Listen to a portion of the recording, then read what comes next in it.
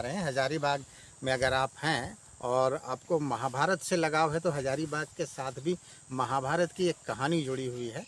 हम हैं इस वक्त हजारीबाग के बानादाग पहाड़ी के पास, और ऐसा बताया जाता है, बहुत सारे लोगों से बातचीत हुई तो उन्होंने ये बात बताई है कि अज्ञातवास के दौरान पांडव यहाँ पधारे थे और यहाँ इस बात को लेकर लोगों में बड़ी आस्था है।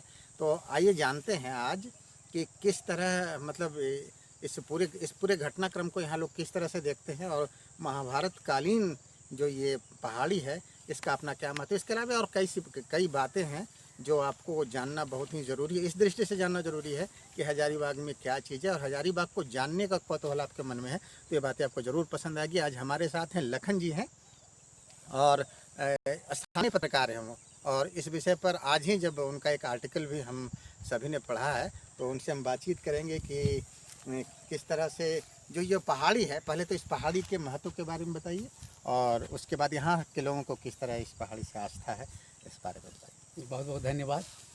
देखिए, यहाँ जो बानादक पहाड़ है यह एक ऐतिहासिक पहाड़ है और इस पहाड़ को लोग महाभारत काल से भी जोड़ते हैं।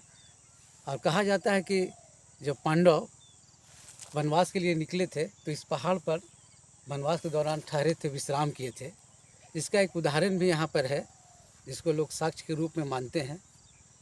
इस पहाड़ को कुछ व्यवसायी तबके के लोग जब तोड़ रहे थे, आज से करीब 15 साल पहले, तो उस दौरान एक घटना घटी थी।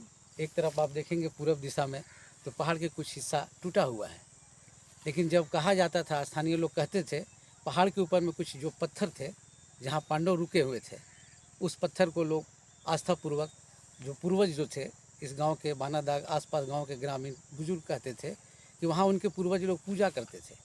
और जहाँ वो पत्थर बने हुए थे, जहाँ पांडव रुके हुए थे, 5 पांडव, उसको लोग पंडुआ के नाम से जानते थे। 5 पंडुआ स्थानीय भाषा में लोग बोलते थे, वहाँ पूजा अर्चना होता था।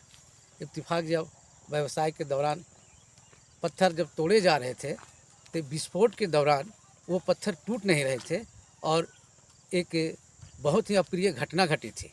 स्थानीय ग्रामीण जैसा कहते हैं, कुछ लोगों की मौत भी हुई थी। उस समय एक यह जो आस्था लोगों को जुड़ी हुई थी वो पूर्ण रूप से सामने आ गया। और भी ऐसा जब घटना घटी तो आज भी आप देख सकते हैं पहाड़ के जस्ट बगल में एक बड़ा सा पत्थर नीचे गिरा हुआ है, जो ठीक वो जो ऊपर पहाड़ के ऊपर में पहले हुआ करता था, जिस पर 5 पांडव जहाँ रुके थे, विश्राम किए थे, वो पत्थर आज भी जो है सो प्रत्यक्ष रूप से पहाड़ के नीचे गिरा हुआ है। और वहाँ से ग्रामीणों को गहरी आस्था जुड़ी हुई है। वहाँ पर आज भी लोग पूजा अर्चना करते हैं। आज पत्थर को ही 5 पांडुआ के नाम से स्थानीय लोग जानते हैं। दूसरी सबसे बड़ी यह बात है कि ठीक पहाड़ के पूर्व दिशा में मेगालिथ पत्थर भी गड़े हुए हैं। हाँ बिल्कुल, इस विषय पर ही हम बात करना चाह रहे थे कि जैसे मेगालिथ की जब बात होती है तो बड़का गांव का नाम ज़्यादा उभर कर आता है, और इसके अलावा बानादक पहाड़ी पर भी ये बात आती है। तो यहाँ की किस तरह से बड़का गांव से और इसमें क्या अंतर है, दोनों के बीच में क्या अंतर है? देखिए, अंतर, विशेष अंतर ये है कि ये प्रचार प्रसार का यहाँ जो है सो गुमनामी में रह गया मेगालिथ। अभी भी आप देखेंगे जहाँ मेगालिथ गड़े हैं वो झाड़ियों में गुम होता जा रहा था, अभी भी झाड़ी उगी हुई है। कुछ दिन पहले हमने अखबार में एक खबर बनाई थी तो स्थानीय लोग जागरूक हुए कुछ मेगालिथ बचाने के ही में, तो वहाँ कुछ झाड़ियाँ साफ की हैं। अभी आप जब देख सकते हैं वो सामने दिख रहा है। तो यूँ कहा जाए कि वो देख रेख के अभाव में यहाँ का जो बानादाग ऐतिहासिक पहाड़ के बगल में जो मेगालिथ है वो गुमनामी के अंधेरे में जा रहा है। मैं एक चीज़ मैंने बताना चाहूँगा कि बहुत पहले भी लोग जानते हैं, जो इस क्षेत्र से, पुरातात्विक क्षेत्र से जो लोग हैं, बानादाग पहाड़ के बगल में मेगालिथ है, बानादाग पहाड़ ऐतिहासिक पहाड़ है, ये सब जानते हैं। एक चीज़ और मैं बताना चाहूँगा, पहाड़ के ऊपर में जो है एक कछुआ आकार का बहुत बड़ा पत्थर भी है। उसके पीछे भी कुछ पुरातात्विक मतलब जो है आधार उसको लोग मैंने पुरातात्विक रूप में देखते हैं, लेकिन स्थानीय लोग उसको धार्मिक की मान्यता दिए हुए हैं। कछुआ के आकार में बड़ा सा पत्थर है। तो मैं याद दिलाना चाहूँगा, बताना चाहूँगा आपको कि पूर्व में एक हजारीबाग उपायुक्त थे मनीष रंजन जी, उन्होंने मेगालिथ जो हजारीबाग जिले में अंतर्गत जितने भी थे, हाँ, उनको उन्होंने संरक्षित करने का एक अच्छे पहल किए थे। उस दौरान अभी भी देखेंगे आप कि उन्होंने एक बड़ा सा बोर्ड लगाया था एंगल में खड़ा करके, तो एंगल भी वहाँ गड़ा हुआ है। बोर्ड है नहीं? बोर्ड है। और दूसरी, हाँ, बोर्ड नहीं बना हुआ, बोर्ड लोग कुछ असामाजिक तत्व के लोग बोर्ड काट करके ले गए, बोर्ड उखाड़ के ले गए, लेकिन वो पहल था, अच्छा पहल था। तो कुल मिलाकर के यहाँ पर जो ऐतिहासिक धरोहर है इसके आज संरक्षित करने की ज़रूरत है। अच्छा, एक बात और, जब बानादाग में आए हैं तो ये कटकमदाग प्रखंड का पूरा इलाका है, तो एक गोंदा डैम भी है यहाँ बोलते हैं, तो गोंडा डैम का इतिहास क्या है, थोड़ा उसको संक्षिप्त में। देखिए, गोंडा डैम की इतिहास की बात है तो गोंडा डैम 1952-53 में डीवीसी द्वारा खुदाई की गई थी। लगभग 100 एकड़ से अधिक भूभाग में, जस्ट पहाड़ के बानादाग पहाड़ के हाफ किलोमीटर दूरी में गोंडा डैम, गोंडा जलाशय जो है, वो उस समय डीवीसी द्वारा एज ए सिंचाई के दृष्टिकोण से डैम का निर्माण किया गया था। इस डैम से करीब 7 किलोमीटर लगभग दूरी नहर बना हुआ है, जो नहर के माध्यम ये से, नहर कहाँ से कहाँ तक जाती है? ये नहर लूटा गांव से शुरू होता है। लूटा से लूटा शुरू जो होता है। जलाशय है, गोंडा डैम है, लूटा में है, लूटा से शुरू होता है। वो सलगावा होते हुए कदमा, कस्तूरी खाप, गदोखर होते हुए अतिया उतिया, मतलब वो 5-6 गांव को मतलब उसे हाँ सिंचाई क्रॉस के करते लिए हुए जो सिंचाई के लिए बनाया गया था उस समय। दूसरी ये बात है, हम जो ऐतिहासिक बात, आस्था की बात कर रहे हैं, तो उसमें यह है कि गोंडा डैम इस बानादाग ऐतिहासिक पहाड़ के लिए एक बहुत ही बड़ा एक काम करता है। कब? सावन के महीना में। सावन के महीना में आप देखेंगे कि बानादाग पहाड़ से जिन लोगों की आस्था जुड़ी हुई है, खासकर जो शिव भक्त होते हैं, तो श्रावण मास में इस गोंडा डैम से जो जल उठाते हैं और बहुत ही आस्थापूर्वक लोग भोले मतलब बाबा दोनों का के नाम बीच लेते एक, हुए, हाँ, हाँ, दोनों के बीच समन्वय में ये बना धार्मिक धार्मिक समन्वय है। उसमें यहाँ लोग स्नान करते हैं, जल लेकर सावन में, वहाँ से फिर भोले बाबा का नाम लेते हुए पहाड़ी पर आते हैं, पूरे आस्थापूर्ण रूप से जलाभिषेक करते हैं। तो मैं ये बताना चाहूँगा कि इस दृष्टिकोण से बानादाग, क्योंकि दोनों कनेक्टिविटी एक समन्वय दूसरे का है, और ये क्षेत्र आप देख रहे हैं ठीक गोंडा डैम के सामने जो है, पश्चिम दिशा में पूरा जंगल है, जो वनों के हरितिमाई लोगों को काफ़ी एक यूँ कहें पर्यटक दृष्टि से, हाँ, नजर आता है, हाँ, कि बहुत कुछ है यहाँ पर। गर्मी के दिनों में आप देखेंगे कि लोग गोंडा डैम के आसपास लोग बैठ करके बहुत ही सुखद आनंद लेते हैं, क्योंकि मतलब पूरा हाँ, ठंडी हवा वनों से प्रभावित होता है और लोग उसका आनंद लेते हैं। मॉर्निंग वॉक भी यहाँ लोग होते हैं। तो कुल मिलाकर के ये प्राकृतिक सुषमा से सज्जित यह क्षेत्र है, और पर्यटक स्थल के रूप में यह विकसित करने से स्थानीय लोगों को रोजगार भी मिल सकता है और सरकार को भी राजस्व प्राप्त हो सकती है। अच्छा, जैसे दो चीज़ें और आपके यहाँ पर है, एक बड़ी संक्षिप्त टिप्पणी आपसे चाहेंगे। एक तो जैसे कि हजारीबाग का जो रेलवे स्टेशन है आप ही के प्रखंड के अंतर्गत आता है, या और फिर जो यहाँ जो क्या कहेंगे डंपिंग यार्ड जो है, जो एनटीपीसी से जो गाड़ियाँ यहाँ जाती है, तो इसका होना कितना महत्व है आपके क्षेत्र में? देखिए, इसका होना महत्व की अगर बात करें तो इसमें दो अलग अलग दृष्टिकोण से लोग देखते हैं। क्योंकि एज ए मैं पत्रकार के नाते दोनों जो अलग अलग दृष्टिकोण से लोग देखते हैं, दोनों पर फोकस करना चाहूँगा।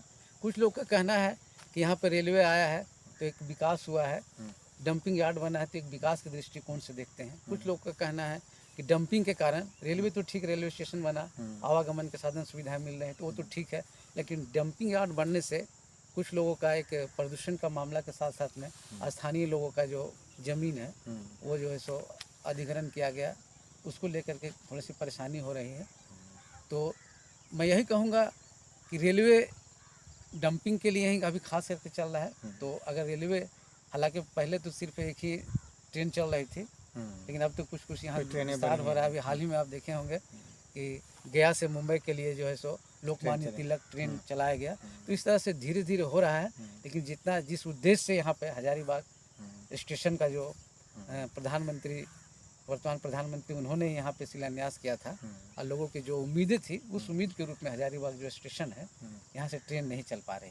अच्छा, जैसे भविष्य में देखा जाएगा क्या होता है, क्या संभावनाएं आगे आती हैं। और जैसा कि एक बात और, जैसे अंतिम सवाल आपसे ये जानना चाहेंगे कि जैसे कि गोंडा डैम और बानादाग पहाड़ी और संपूर्ण विकास के दृष्टि से बात करें तो किस तरह से और इसे विकसित किया जा सकता है? पहले तो है कि यह क्षेत्र जिस तरह से, मतलब यहाँ के जो भौगोलिक आप देख रहे हैं, वो पूर्ण रूप से वो पर्यटन के दृष्टिकोण से ही इसको विकसित किया जा सकता है। क्योंकि पहाड़ से मतलब क्या क्या हो सकता है? यही हो सकता है कि इस पहाड़ को सौंदर्यीकरण किया जाए, पहाड़ के चारों ओर से सड़क की निर्माण हो, और पहाड़ पे लोगों को जो गहरी आस्था जुड़ी हुई है, वहाँ पे अभी वर्तमान में शिव मंदिर भी है और भी बजरंगबली की भी प्रतिमा वहाँ स्थापित है। यहाँ पे जो है सो पूर्व जो सांसद थे उन्होंने राम मंदिर का भी निर्माण करने की बात कही थी। तो इस तरह के यहाँ धार्मिक धरोहर और कुछ ऊपर में पहाड़ के ऊपर में बन जाता है, तो यहाँ लोग स्थानीय नई पहचान भी। और सबसे बड़ी बात है कि अगर यहाँ के स्थानीय लोगों की जो मूड है, वो लोग कह रहे थे कि यहाँ शादी विवाह की व्यवस्था अगर हो जाती पहाड़ के ऊपर में, तो कि लोगों के जरिए स्थानीय लोगों को मिलता, पहला घूमने उमने का भी जो कनेक्टिविटी आप बता रहे हैं गोंदा डैम का, तो लोग वहाँ से पहाड़ से गोंदा डैम भी जाएंगे, वहाँ पर भी उस डैम का जो दृश्य है उसका भी लुत्फ उठाएंगे, पहाड़ का भ्रमण करेंगे, पहाड़ के नीचे जो मेगालिथ है उसका भी अवलोकन करेंगे। तो विकसित इसको सौंदर्यीकरण किया जाए, उसके बाद स्वतः कुछ न कुछ डेवलपमेंट होगा। और जो सड़कें हैं आप देख रहे हैं, अभी तो गोंदा डैम की सड़कें काफ़ी जर्जर स्थिति में है, तो हालांकि जो सो कहा जा रहा है कि वो उसका प्रक्रिया में टेंडर है। वेंडर प्रक्रियाधीन है, वो बन ही जाएगा। लेकिन ये सब होता है तो निश्चित रूप से ये क्षेत्र लोगों के लिए काफ़ी आकर्षित होगा।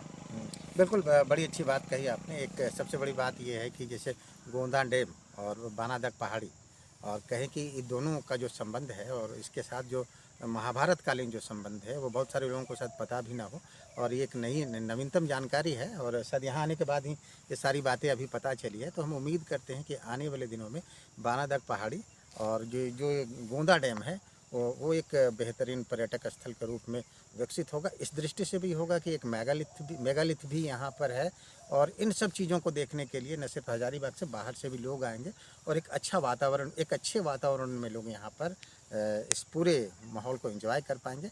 लखन जी, आपने बातचीत की, बहुत बहुत धन्यवाद। धन्यवाद।